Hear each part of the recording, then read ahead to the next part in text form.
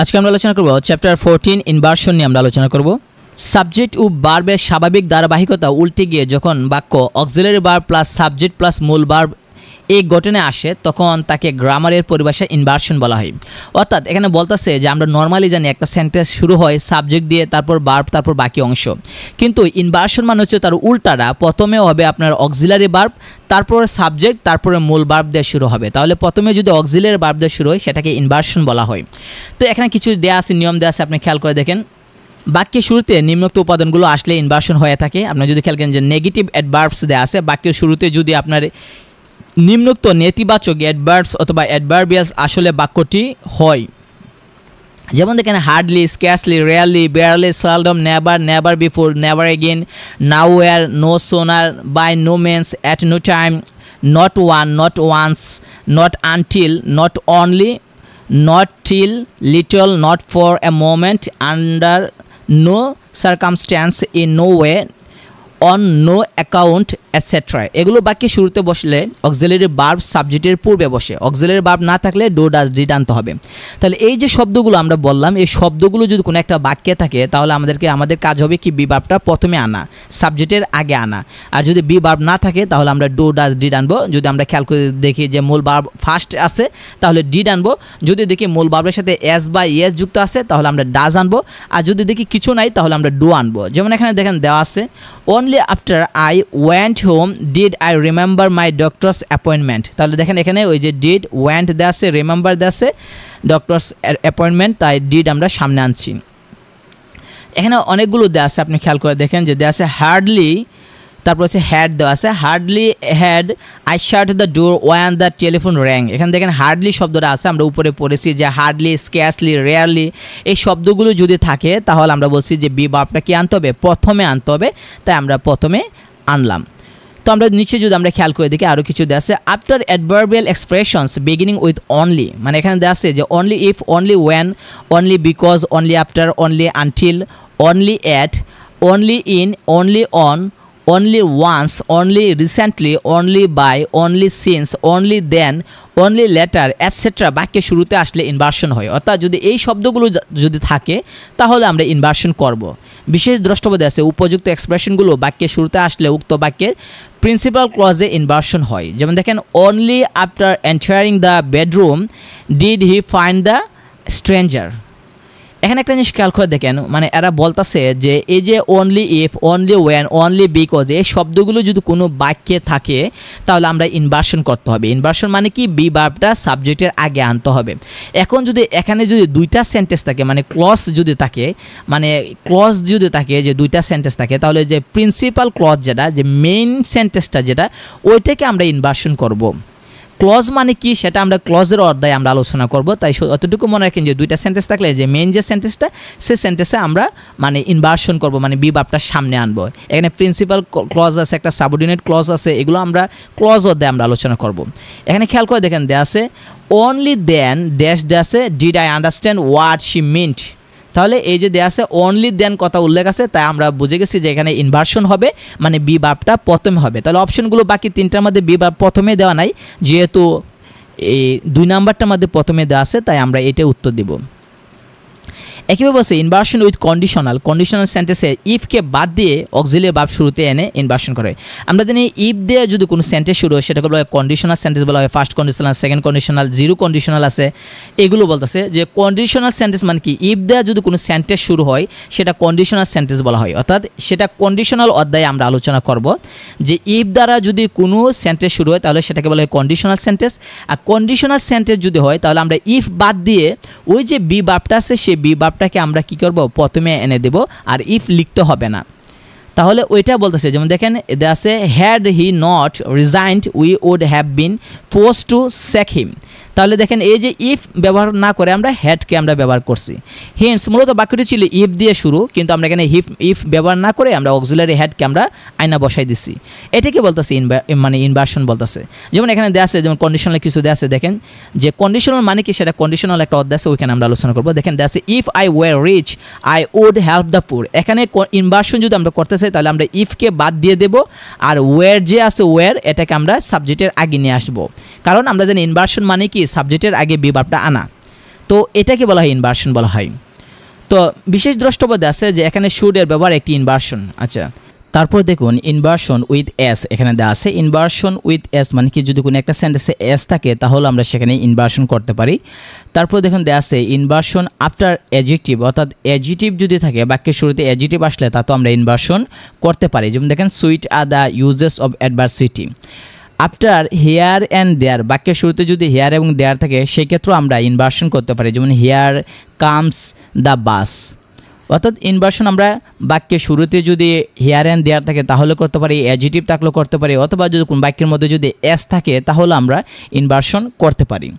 তো বিশেষ দ্রষ্টব্য আছে সাবজেক্ট প্রোনাউন হলে ইনভার্সন হয় না। যেমন হেয়ার হি গোস, তার মানে বলতেছে যে যদি সাবজেক্ট যদি প্রোনাউন হয় অর্থাৎ নামের পরিবর্তে যদি কিছু বসে তাহলে সেই ক্ষেত্রে কিন্তু ইনভার্সন হবে না। ইনভার্সন হবে একমাত্র নাউনের ক্ষেত্রে। প্রোনাউন কোনগুলো, যেমন হি, শি, আই, উই, ইট, দে, এগুলো ক্ষেত্রে হবে না, ইনভার্সন হবে না। দিস, দ্যাট, এগুলো ক্ষেত্রে ইনভার্সন হবে না। ইনভার্সন হবে যদি নাউন থাকে, সাবজেক্ট নাউন হতে হবে, নাম হতে হবে, প্রোনাউন হলে হবে না। একইভাবে এখানে দেখেন দেওয়া আছে so am I, so do I. বিশেষত স্পোকেন ইংলিশের ক্ষেত্রে দ্বিতীয় বক্তা প্রথম বক্তা অনুরূপ ইতিবাচক বক্তব্যের ক্ষেত্রে এই ইনভার্সন ব্যবহৃত হয়। সাধারণত বাক্যের ক্ষেত্রেও এরূপ হতে পারে, তবে তখন দ্বিতীয় অংশের পূর্বে একটি অ্যান্ড যুক্ত করা হয়। যেমন দেখেন দে আর engrossed in studies and that's so am I, তাহলে দেখা গেল যে so am I ইউজ করতে পারি অথবা so do I এটাও আমরা বলতে পারি ইনভার্সন করার জন্য। এখানে অনেকগুলো দেওয়া আছে, আপনি দেখেন times have changed and so have we দেওয়া আছে। একইভাবে আপনি দেখেন এখানে দেওয়া আছে যে you like chocolate and so do I.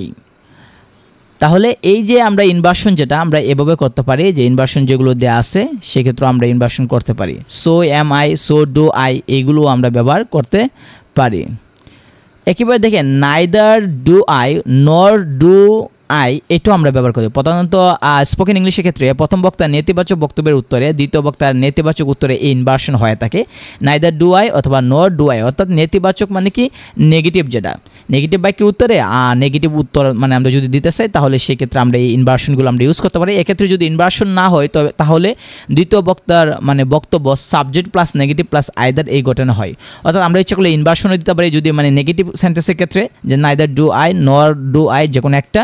আর যদি আমরা এভাবে ইনভার্সন না করি তাহলে আমরা নর্মালি আমরা সাবজেক্ট দেবো, তারপর নেগেটিভ দেবো, তারপর আমরা আইদার ব্যবহার করব।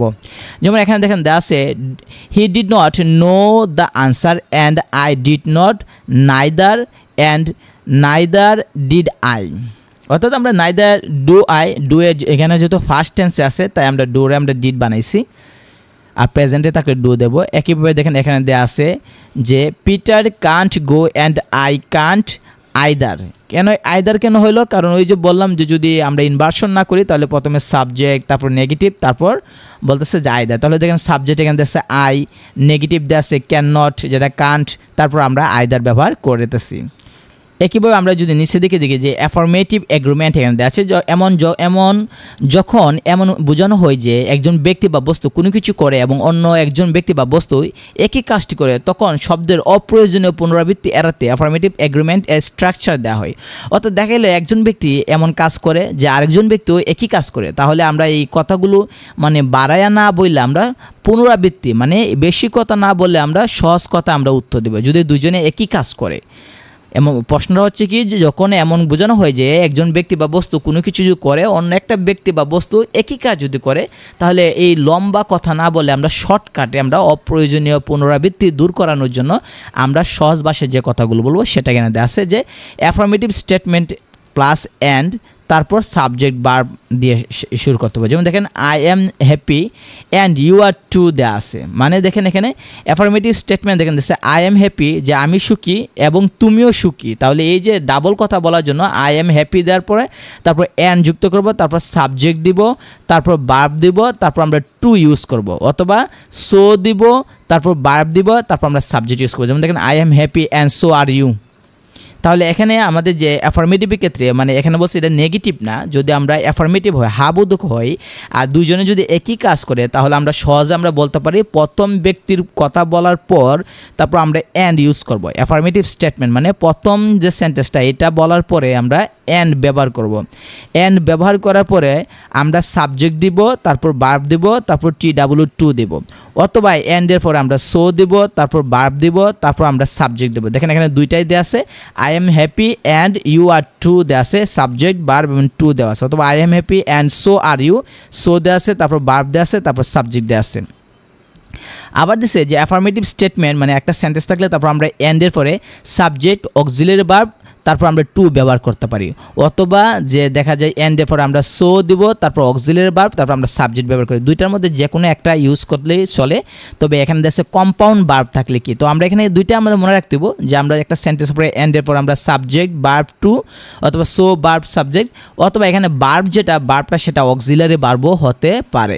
এখানে দেখেন ভার্ব দেওয়া আছে, এখানেও ভার্ব দেওয়া আছে, আর এটার মধ্যে দেওয়া আছে শুধু অক্সিলারি ভার্ব, দুইটার মধ্যে দেওয়া আছে। তো আমরা যে সেন্টেন্সটা আমরা শিখলাম সেটা হচ্ছে কি আপনার যে একটা সেন্টেন্স বলার পরে এন্ডের পরে সাবজেক্ট দেওয়ার পরে ভার্ব দিতে পারে, ভার্ব সেটা মূল ভার্বও হতে পারে, অথবা অক্সিলারি ভার্বও হতে পারে, অথবা সো এর পরে ভার্ব দেব, ভার্ব সেটা অক্সিলারি হতে পারে, অথবা মূল ভার্বও হতে পারে, তারপর সাবজেক্ট, দুইটা কিন্তু একই।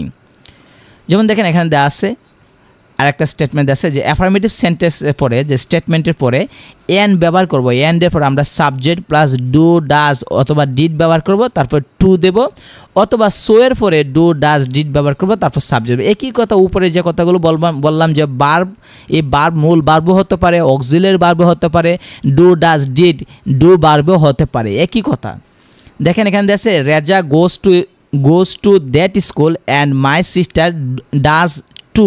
তাহলে দেখেন এখানে ওই যে প্রথম যে সেন্টেন্সটা মানে স্ট্রাকচারটা দেওয়া আছে এটা দেওয়া আছে সাবজেক্ট মাই সিস্টার, তারপর ডু ডাজ ডিড, যেহেতু থার্ড পারসন সিঙ্গুলার তাই আমরা ডাজ দিলাম, তারপর হচ্ছে টু, অথবা আমরা বলতে পারি যে Reza goes to that school and so does my sister. তাহলে নিচের যে সূত্রটা আছে সেটা দেওয়া আছে, প্রথমে সো, তারপর ডু ডাজ ডিড, যেহেতু মাই সিস্টার হচ্ছে থার্ড পারসন সিঙ্গুলার ডাজ দিলাম, তারপর আমরা সাবজেক্ট দিলাম মাই সিস্টার। তাহলে এখানে যে তিনটা কিন্তু একই সূত্র, যে সাবজেক্টের পর আমরা ভার্ব দেবো, সেটা বি ভার্ব হতে পারে, অক্সিলারি ভার্ব হতে পারে, মূল ভার্ব হতে পারে, ডু ডাজ ডিড এই ডু ভার্ব হতে পারে, অথবা সো দেবো, তারপর আমরা ভার্ব দেবো, সেটা যে কোনো ভার্ব হোক, তারপর আমরা সাবজেক্ট দেবো।